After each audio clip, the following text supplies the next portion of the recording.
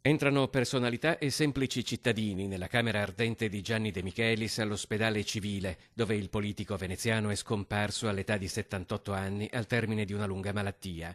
I funerali si terranno in forma strettamente privata, così come la famiglia ha chiesto a telecamere e macchine fotografiche di non entrare nella camera ardente, dove Gianni De Michelis tiene tra le mani un garofano, simbolo di una passione e di un impegno che ha segnato la sua vita. Qual è stata l'ultima volta che l'ha visto?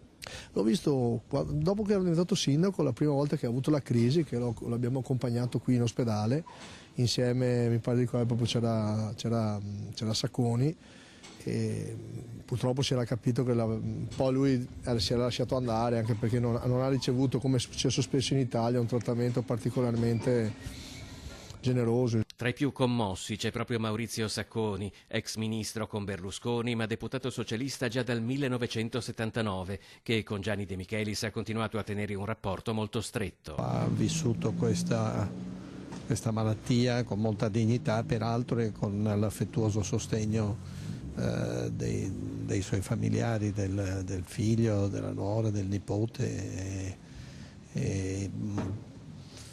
Finché ha potuto è stato molto attento alle cose del mondo prima che a quelle della nostra piccola dimensione politica. Ripensando invece a quella che era stata la sua dimensione politica, negli ultimi anni Gianni De Michelis ha vissuto con un rimpianto, come ricorda Giorgio Casadei, il suo ex braccio destro. Aver capito per tempo, perché poi lo ha ammesso che è stato un errore, che il meccanismo del finanziamento ai partiti, non della corruzione, sono due cose molto diverse, era un meccanismo che avrebbe potuto travolgere, come in parte ha travolto, un'epoca peraltro ricca di grandi successi.